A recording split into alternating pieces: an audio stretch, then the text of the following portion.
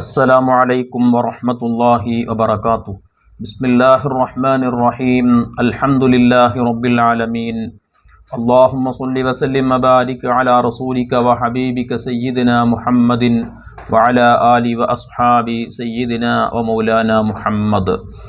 നാം ഏതൊരു കാര്യം ചെയ്യുമ്പോഴും അള്ളാഹുവിൻ്റെ തൃപ്തി, അള്ളാഹുവിൻ്റെ പൊരുത്തം, അതിനാണ് ഏറ്റവും പ്രഥമ സ്ഥാനം നാം നൽകേണ്ടത്. അതിനാണ് നാം മുൻഗണന നൽകേണ്ടത്. മറിച്ച് അള്ളാഹുവിൻ്റെ തൃപ്തിയേക്കാൾ ജനങ്ങളുടെ തൃപ്തിക്കാണ് നാം മുൻഗണന നൽകുന്നത് എങ്കിൽ ഒരിക്കലും ഒരു വിഷയത്തിലും നമുക്ക് വിജയിക്കുക സാധ്യമേ അല്ല. കാരണം അള്ളാഹു സുബ്ഹാനഹു വ തആലയാണ് എല്ലാ കാര്യങ്ങളും നമുക്ക് നൽകുന്നത്.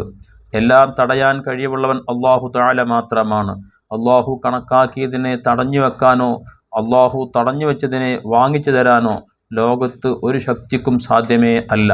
അതുകൊണ്ട് തന്നെ അള്ളാഹുവിൻ്റെ തൃപ്തി, അള്ളാഹുവിൻ്റെ പൊരുത്തം, അതായിരിക്കണം വിശ്വാസിയായ മനുഷ്യനെ സംബന്ധിച്ചിടത്തോളം ഏറ്റവും കൂടുതൽ പരിഗണന നൽകേണ്ടത്.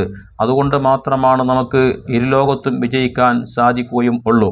മറിച്ച് ജനങ്ങളുടെ തൃപ്തിക്ക് വേണ്ടി നാം വല്ലതും ചെയ്താൽ ഒരു പക്ഷേ അവരിൽ നിന്നും നല്ല വാക്കുകൾ നമുക്ക് കേട്ടേക്കാം, അവരിൽ നിന്നും ചിലതൊക്കെ നമുക്ക് സഹായമായി കിട്ടിയേക്കാം. പക്ഷേ അതൊന്നും ഒരിക്കലും ശാശ്വതമായിക്കൊള്ളണമെന്നില്ല.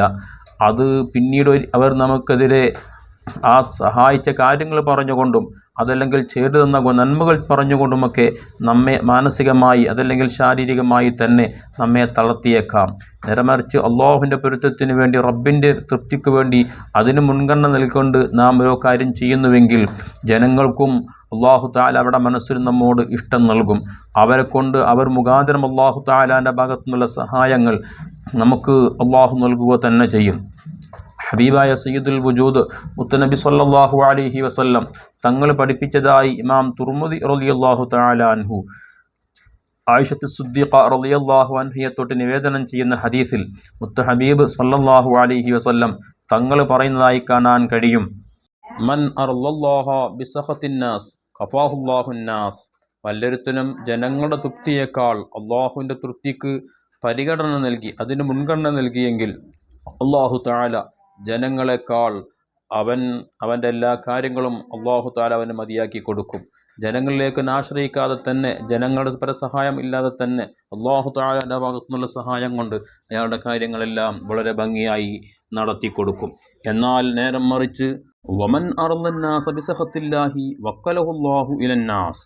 വല്ലൊരുത്തനും അള്ളാഹുവിൻ്റെ തൃപ്തിയേക്കാൾ, അള്ളാഹു ഇഷ്ടപ്പെടുന്നതിനേക്കാൾ ജനങ്ങളുടെ ഇഷ്ടത്തിന് മുൻഗണന നൽകി ദീനിൻ്റെ വിധിവിലക്കുകൾ കാറ്റിൽ പരത്തിക്കൊണ്ട് തോന്നിയതുപോലെ ജീവിച്ച് അള്ളാഹുവിൻ്റെ വിധിവിലക്കിന് യാതൊരു പരിഗണന നൽകാതെ ജീവിച്ചാൽ വക്കലഹുല്ലാഹു ഇലന്നാസ്, അള്ളാഹു തആല അവൻ ജനങ്ങളിലേക്ക് ഏൽപ്പിക്കും. അവൻ്റെ കാര്യങ്ങൾ നേടിത്തരാനോ സാധിപ്പിച്ചു തരാൻ ജനങ്ങൾക്ക് കഴിയുകയില്ല, ഉറപ്പാണ്. അങ്ങനെ അവൻ ജനങ്ങളെ കൊണ്ട് പ്രയാസപ്പെടുന്ന, വിഷമിക്കുന്നൊരവസ്ഥ വന്നു പോകും. അതുകൊണ്ട് തന്നെ ഏതൊരു കാര്യത്തിനും ഇസ്ലാം നമ്മോട് എന്ത് കൽപ്പിച്ചുവോ അതിന് വിരുദ്ധമായതാണ് എങ്കിൽ, അള്ളാഹുവിൻ്റെ കൽപ്പനയ്ക്ക് വിരുദ്ധമായതാണ്, ഇതിൻ്റെ റബ്ബ് പൊരുത്തപ്പെടാത്തതാണ് എങ്കിൽ പൂർണ്ണമായും അതിൽ മാറി നിൽക്കുകയാണ് വിശ്വാസികൾ വേണ്ടത്. ജനങ്ങളുടെ തൃപ്തിയല്ല പ്രധാനം, അള്ളാഹുവിൻ്റെ തൃപ്തിയാണ്. കാരുണ്യവാനായ റബ്ബ് ജീവിക്കുന്ന കാലം അത്രയും ദീനനുസരിച്ച് അള്ളാഹുവിൻ്റെ പൊരുത്തത്തിലായി ജീവിച്ച് ആഖിബത്ത് നന്നായി ലാ ഇലാഹ ഇല്ലല്ലാഹ് എന്നുച്ചരിച്ച് മരിക്കാൻ അള്ളാഹു നമുക്കൊക്കെ തൗഫീഖ് പ്രദാനം ചെയ്യട്ടെ. ആമീൻ. അസ്സലാമു അലൈക്കും വറഹ്മത്തുള്ളാഹി വബറകാതുഹു.